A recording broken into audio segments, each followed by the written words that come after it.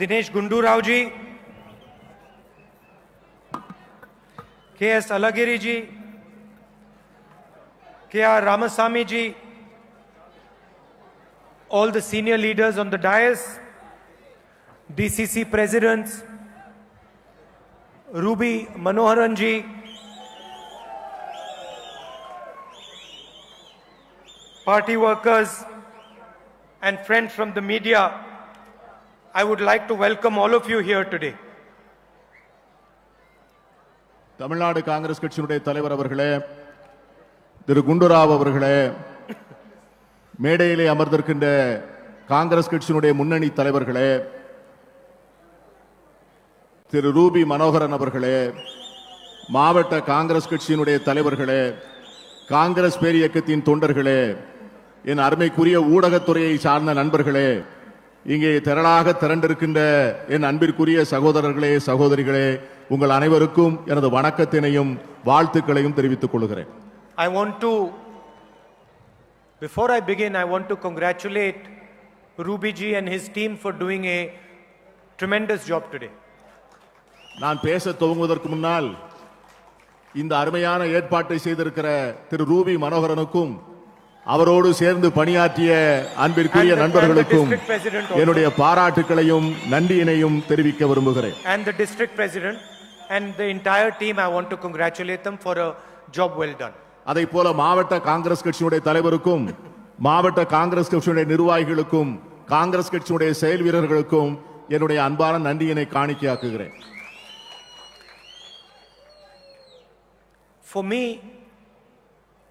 coming to Tamil Nadu is always a tremendous pleasure. எனக்கு எப்பொழுதுமே தமிழகத்திற்கு வருவதென்றால் என் நெஞ்ச நிறைய மகிழ்ச்சியும் ஆனந்தமும். It is difficult to explain.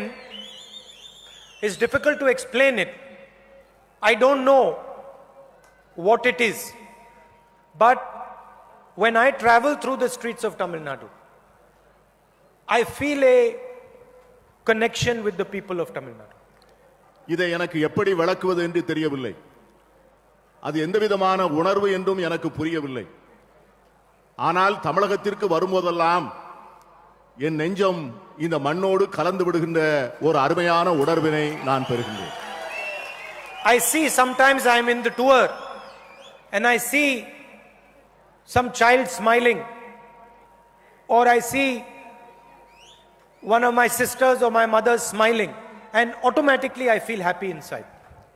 கூட்டங்களிலே நான் ஊர்ந்து வருகின்ற போது அங்கே இருக்கின்ற ஒரு குழந்தை என்னை பார்த்து கையை ஆட்டுகின்ற போது, ஒரு சகோதரி ஒரு தாய் என்னை பார்த்து சிரித்து வணக்கம் சொல்கின்ற போது நான் நெஞ்சமெல்லாம் நெகிழ்ந்து போகிறேன். If Tamil Nadu smiles, then it makes me smile. If Tamil Nadu smiles, then it makes me feel happy and makes me smile. Tamil Nadu சிரிக்கின்ற போது என் உள்ளமெல்லாம் மகிழ்ச்சியால் நிறைந்து விடுகிறது. So it's simple. Instead of trying to make myself smile, all I have to do is make Tamil Nadu smile. ஆகவே என்னை சிரிக்க வைக்கின்ற தமிழ்நாட்டை நான் சிரிக்க வைக்க வேண்டும் என்பதுதான் என்னுடைய எண்ணமும் சிந்தனையுமாக இருக்கிறது. And also the love and affection you show me.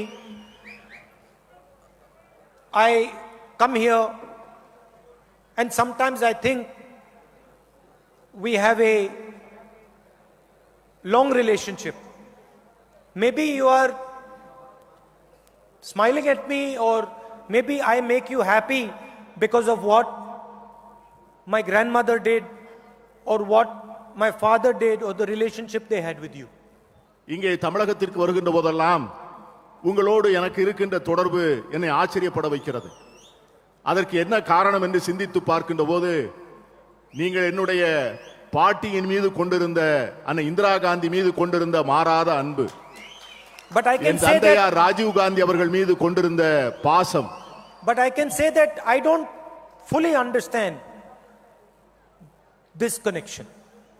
இது இருந்த போதிலும் கூட இன்னும் அதையெல்லாம் மீறி ஒரு ஆழமான ஈர்ப்பு தமிழகத்தின் மக்கள் மீது எனக்கு இருக்கிறது என்பதை, அதற்கு என்ன காரணம் என்பதை என்னால் இன்னும் புரிந்து கொள்ள முடியவில்லை. Maybe I was thinking about it.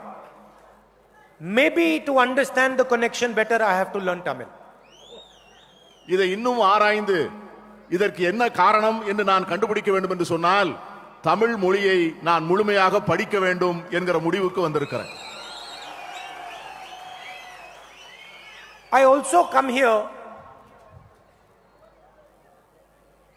and I reflect on your history. I reflect on your history. இங்கே வருகின்ற போது உங்களுடைய சரித்திரத்தை பற்றி நான் சிந்தித்து பார்க்கிறேன். And as somebody who doesn't come from Tamil Nadu, I notice one thing immediately. நான் தமிழ்நாட்டிலிருந்து அந்த பின்புலத்திலிருந்து வரவில்லை என்று சொன்னாலும் கூட ஒரே ஒரு முக்கியமான கோணத்தை நான் தொடர்ந்து சிந்தித்துக் கொண்டிருக்கிறேன். I might meet the poorest person, the weakest person, the person in maximum distress, but they never lose their dignity. They never lose their dignity. இங்கே இருக்கின்ற மிக ஏழையான, மிகவும் கஷ்டத்திலும் துன்பத்திலும் இருக்கின்ற, வறுமையிலே உழண்டு கொண்டிருக்கின்ற ஒரு சாதாரண தமிழன் கூட தன்னுடைய கண்ணியத்தையும் மாண்பையும் விட்டு கொடுக்க தயாராக இல்லை. They never lose their self-respect. அவர்களுடைய சுயமரியாதையை அவர்கள் ஒரு நாளும் இழப்பதில்லை. Their situation might be terrible, but they maintain their self-respect and dignity. And this is something that I admire. அவர்களுடைய நிலைமை படுமோசமாக இருக்கலாம், ஆனாலும் கூட எந்த சூழ்நிலையிலும் தங்கள் சுயமரியாதை இழக்காத தமிழர்களை பார்த்து நான் மதிக்கிறேன், அவர்களை பாராட்டுகிறேன், அவர்களை பார்த்து வியப்படுகிறேன். And I don't know why I think this, but I have a feeling that Tamil Nadu is going to show India the future direction. எனக்கு ஒன்று தெரிகிறது, இந்தியா எதிர்காலத்தில் எப்படி இருக்க வேண்டும் என்பதை தமிழ்நாடு தான் சுட்டிக்காட்டி வழிகாட்ட போகிறது என்பது எனக்கு தெரிகிறது. It's a feeling. It might, I don't know what it is based on, but I just feel that you can show the direction. இது என்னுடைய உணர்வு. இந்த உணர்வுக்கு என்ன காரணம் என்று தெரியவில்லை, ஆனால் ஒன்றை நான் நிச்சயமாக உணர்ந்து முழுமையாக நம்புகிறேன். தமிழகம் இந்தியாவிற்கு வழிகாட்ட முடியும், தமிழர்கள் வழிகாட்டுவார்கள் என்கிற உணர்வு எனக்கு இருக்கிறது. What is this feeling based on? What is this feeling based on? இந்த உணர்வு எந்த அடிப்படையிலே வந்தது? Number one, it is based on your spirit. Your spirit. இந்த உணர்வு உங்களுடைய உள்ளார்ந்த சக்தியிலிருந்து வெளிப்பட்டு வருகிறது. Number two, it is based on the thousands and thousands of small and middle-sized businesses in this state. இன்னொரு காரணம், தமிழ்நாட்டில் இருக்கின்ற ஆயிரக்கணக்கான சிறு குறு தொழில்கள் தருகின்ற அந்த சக்தி.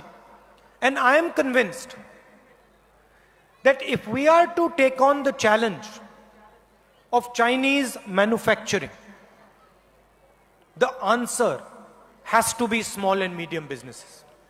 சைனாவினுடைய மிகப்பெரிய மிரட்டலையும் இந்திய நாட்டினுடைய ஏவி விட்டிருக்கிற பொருளாதார படையெடுப்பையும் நாம் எதிர்கொள்ள வேண்டும் என்று சொன்னால் அது சிறு குறு தொழில்களால் மட்டும்தான் முடியும்.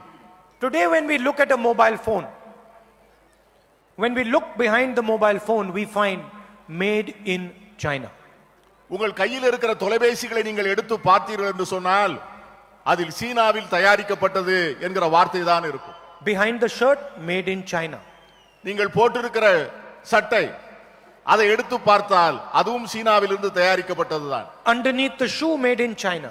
நீங்கள் காலில் போட்டிருக்கின்ற உங்கள் காலணிகள் ஷூஸ் அதிலும் சைனாவில் தயாரிக்கப்பட்டது என்றுதான் எழுதப்பட்டிருக்கும். Wherever you look, any single product, it is made in China.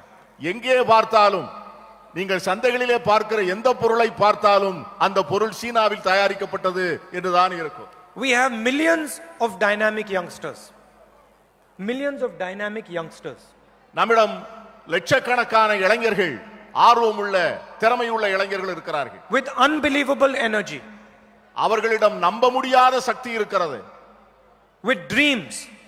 கனவுகளோடு காத்திருக்கிறார்கள். And then we have unemployment. இவ்வளவு இருந்த போதிலும் நம்மிடம் வேலையில்லா திண்டாட்டமும் இருக்கிறது.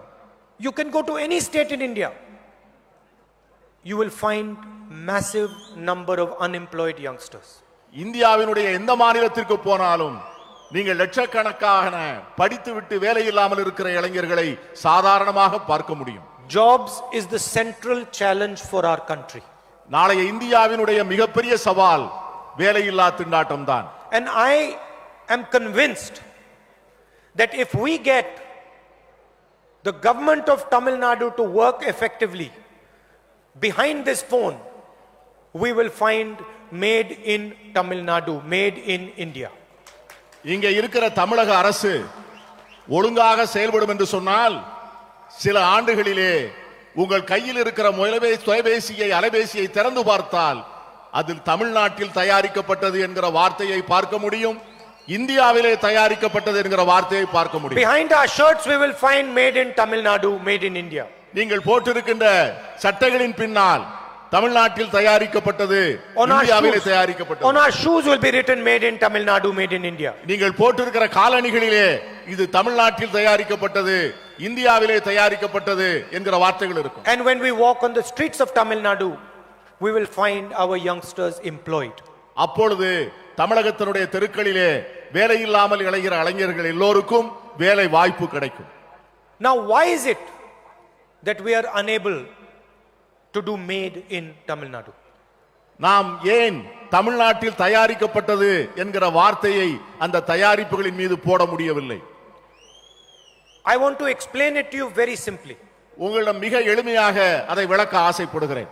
The single most important reason is that the government in Delhi does not support small and medium businesses and does not support our farmers and our laborers.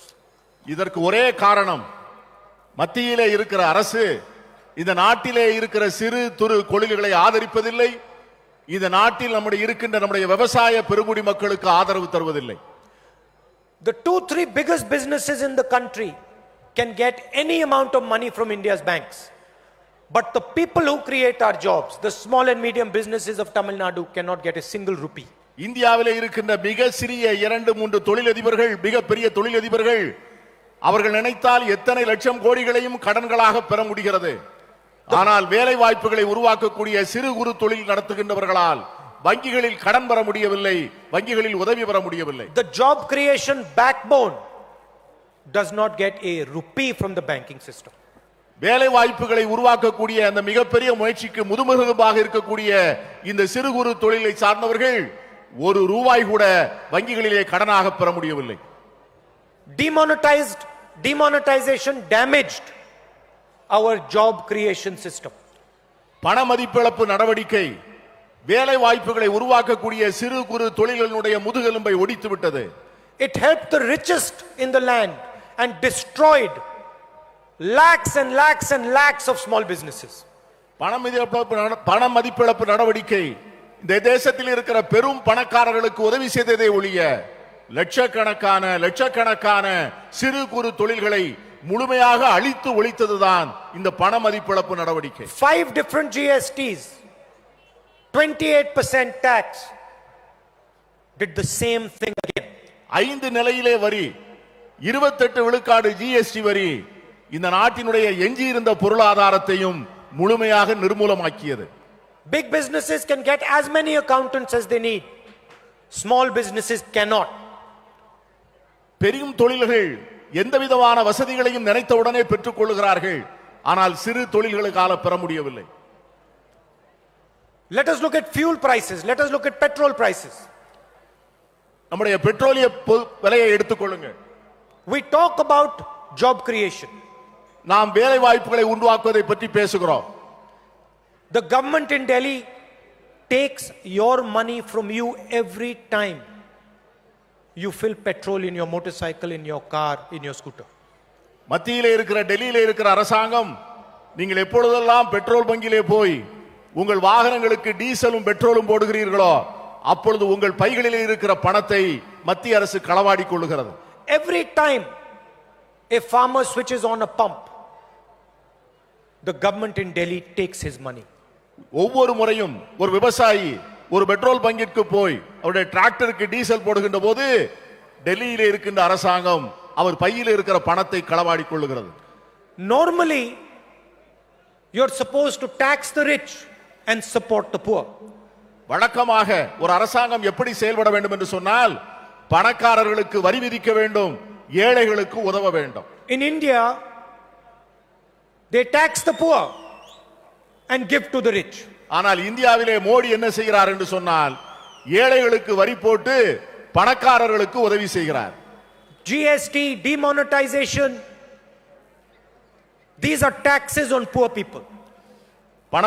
பணமதிப்பிழப்பு நடவடிக்கையாக இருந்தாலும் சரி, ஜிஎஸ்டி ஆக இருந்தாலும் சரி, பெட்ரோல் டீசல் பொருட்களுடைய விலை உயர்வாக இருந்தாலும் சரி, இவைகள் அனைத்துமே ஏழை எளிய மக்களுக்கு எதிராக வரி விதித்து பணக்காரர்களுக்கு உதவி செய்கின்ற முயற்சி தான். It doesn't matter what happens to the international fuel price,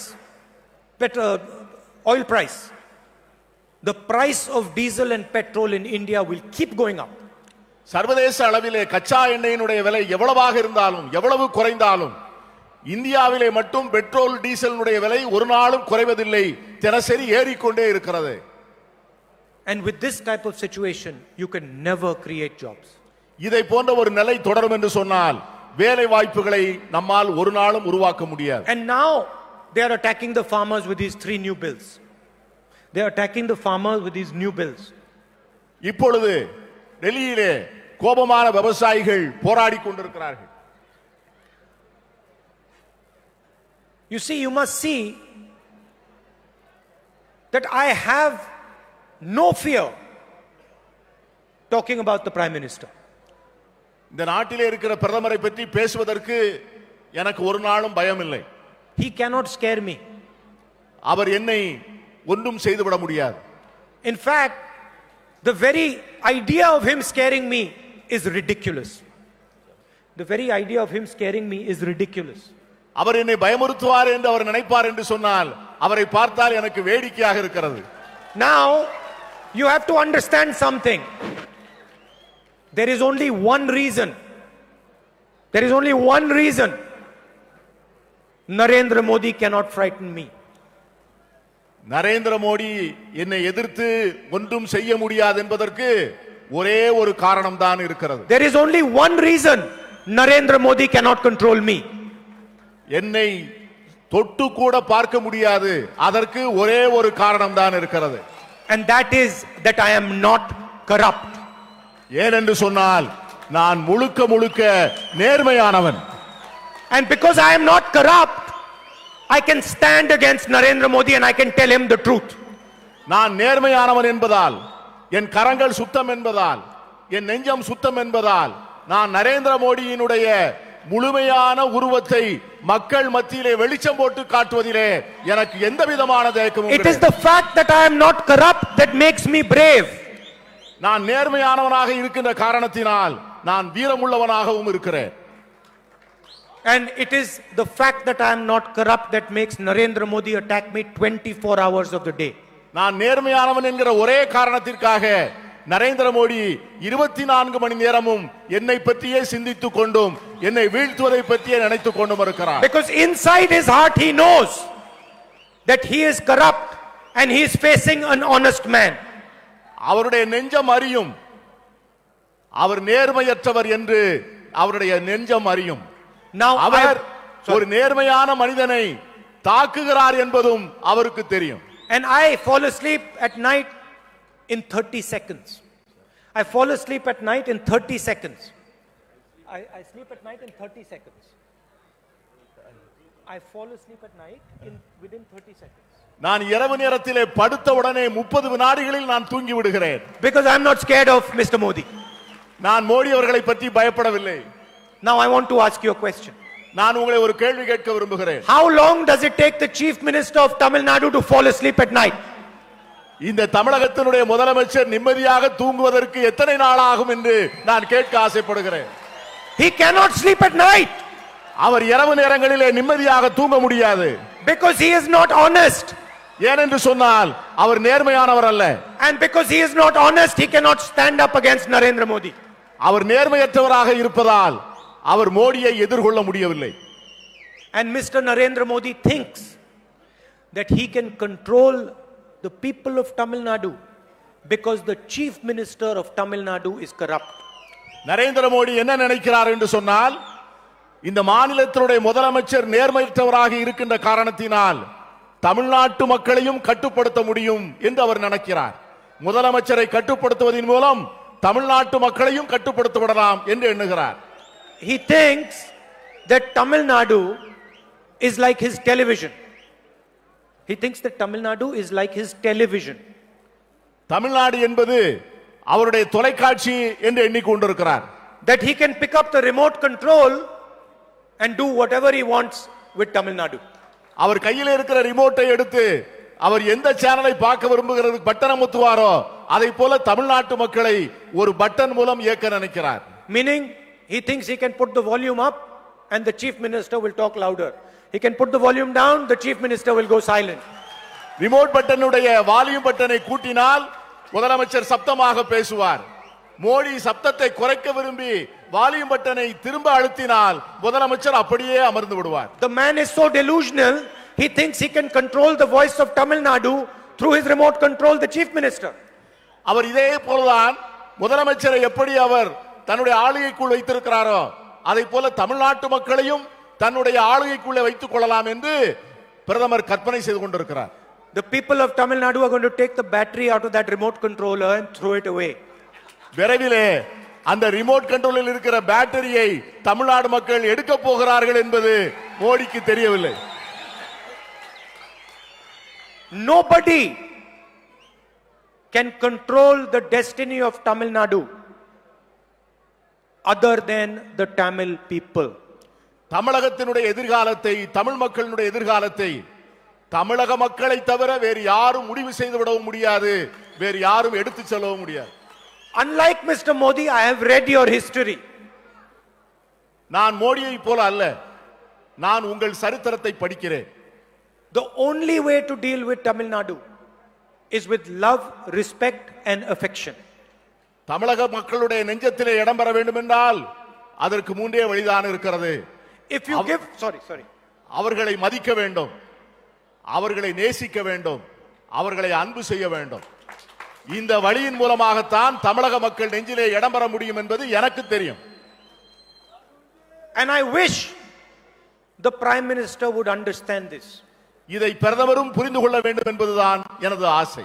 If you give the people of Tamil Nadu this much respect, they will give you this much respect back. இந்த தமிழகத்தினுடைய மக்களுக்கு ஒரு சிறிய அளவு மரியாதையை நீங்கள் கொடுப்பீர்கள் என்று சொன்னால் அவர்கள் அதற்கு பதிலாக உங்களை பெருமளவிலே அவர்கள் உங்களை மதிப்பார்கள். If you give them this much love and affection, they will give you this much love and affection back. அவர்களை சிறிய அளவிலே நீங்கள் மனமாற நேசித்தால் அவர்கள் பெரிய அளவிலே உங்களை நெஞ்சமாற நேசிப்பார்கள். And the only relationship I want to have with the people of Tamil Nadu is one of respect and one of love and affection. தமிழக மக்களோடு எனக்கு இருக்கிற ஒரே உறவு எப்படி இருக்க வேண்டும் என்று நினைக்கிறேன் என்று சொன்னால் அவர்கள் மீது நான் கொண்டிருக்கின்ற மரியாதையின் அடிப்படையில் இருக்க வேண்டும்.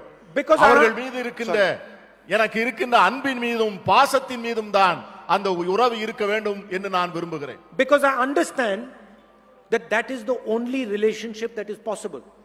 நான் உண்மையாக உணர்கிறேன் இந்த மக்களோடு ஒரு இணைந்து இருக்க வேண்டும், அவர்களோடு உறவாட வேண்டும் என்று சொன்னால் அது ஒன்றுதான் வழி என்பது எனக்கு தெரிகிறது. And I understand the graciousness and the large heartedness of the people of Tamil Nadu. தமிழக மக்களுடைய பரந்த நெஞ்சத்தையும் அவர்கள் நெஞ்சம் நிறைந்த அன்பையும் நான் முழுமையாக உணர்ந்திருக்கிறேன். And that is the relationship that we must share. இந்த உறவைத்தான் நாம் போற்றி வளர்க்க வேண்டும். It is an honor for me to talk to you this evening. It is an honor for me to talk to you this evening. இந்த மாலை நேரத்திலே உங்களிடம் பேசுவது எனக்கு மிகப்பெரிய மகிழ்ச்சியும் பெருமையுமா. And I am confident that together we will show a new direction, a new path to the people of Tamil Nadu. நாம் இரண்டு பேரும் சேர்ந்து, நானும் நீங்களும் சேர்ந்தால் தமிழகத்திற்கு ஒரு புதிய வழியை காண்பிக்க முடியும், ஒரு புதிய பாதையை காண்பிக்க முடியும் என்று நான் நம்புகிறேன். And we will use the full potential of the youth of this beautiful state. தமிழகத்திலே இருக்கின்ற இளைஞர்களுடைய முழுமையான சக்தியை முழுமையாக பயன்படுத்த முடியும் என்று நான் நம்புகிறேன். And we will be able to show a direction to the rest of the country. அதன் மூலமாக ஒட்டுமொத்த இந்தியாவிற்கு தமிழ்நாடு பாதை வகுத்து தர முடியும் என்று நான் மனப்பூர்வமாக நம்புகிறேன். That is my dream and my hope. அதுதான் என்னுடைய கனவு, அதுதான் என்னுடைய நம்பிக்கை. In conclusion, it is always a pleasure for me to come here. இறுதியாக உங்களை பார்க்கின்ற ஒவ்வொரு நேரமும், உங்களை சந்திக்கின்ற ஒவ்வொரு நேரமும் நான் மகிழ்ச்சியாலும் அன்பாலும் நிறைந்து போகிறேன் என்பதை சொல்ல ஆசைப்படுகிறேன். And when I speak to you, I always learn something and go back. உங்களிடம் பேசுகின்ற போதெல்லாம் உங்களிடமிருந்து நான் ஏதாவது ஒன்றை தெரிந்து கொள்கிறேன். Every single time I come here, I go back with something that you gave me. ஒவ்வொரு முறை இங்கே வந்து நான் திரும்புகின்ற போதும் ஒரு புதிய அனுபவத்தோடும் ஒரு புதிய தெளிவோடும் திரும்புகிறேன். How can I not be thankful to you? உங்களுக்கு நன்றி சொல்லாமல் எப்படி இருக்க முடியும்? Today, I'll give you an example. Today, I was talking to the people who work in the salt pan. இன்றைக்கு உப்பளத்தில் வேலை செய்யக்கூடிய தொழிலாளர்களிடம் பேசிக் கொண்டிருந்தேன். Extremely poor people. மிக மிக வறுமை கோட்டின் எல்லைக்கு கீழே வாழ்கின்றவர்கள். Working for hours inside the salt water without shoes. உப்பு நிறைந்த தண்ணீரில் கால்களில் காலணி கூட அணிந்து கொள்ளாமல் மணிக்கணக்காக வேலை செய்கின்ற அவர்களை பார்த்து நான் நெஞ்சம் நெகிழ்ந்து போனேன். Unable to make ends meet. Unable to make ends meet. அவ்வளவு கடினமாக உழைத்தாலும் கூட அவர்கள் வாழ்க்கைக்கு போதிய ஊதியத்தை அவர்களால் பெற முடியவில்லை. I looked in that crowd, maybe 300 people. I looked in that crowd.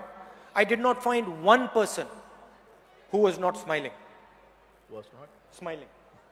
நான் பார்த்த 200-300 பேரிலே ஒரு தொழிலாளி கூட முகம் நிறைய மகிழ்ச்சியாகவும் சந்தோஷமாகவும் புன்னகையோடும் பார்க்க முடியவில்லை. In the conversation, I asked one of the workers about salt and the work that he does. And I asked him if he feels he gets the right amount of money for the work he does. அங்கே இருக்கின்ற அந்த தொழிலாளர்களிடம் கேட்டேன், நீங்கள் பார்க்கிற வேலைக்கு, நீங்கள் பார்க்கிற சேஷைக்கு உங்களுக்கு தகுதியான ஊதியமும் மனநிறைவும் கிடைக்கிறதா என்று கேட்டேன். And I said to him that after coming to the salt pan, I realized that every day we are eating salt, but we are never thinking about the people who bring us the salt. இந்த உப்பளத்தில் வேலை செய்கிற தொழிலாளர்களை பார்த்தபோதுதான் நான் எப்பொழுதெல்லாம் என்னுடைய சாப்பாட்டிலே உப்பு போட்டு சாப்பிடுகிறேனோ, இனிமேல் உப்பு போட்டு சாப்பிடுகின்ற ஒவ்வொரு நேரமும் அந்த உப்பள தொழிலாளர்களை நான் நன்றியோடு நினைப்பேன். And then he says to me,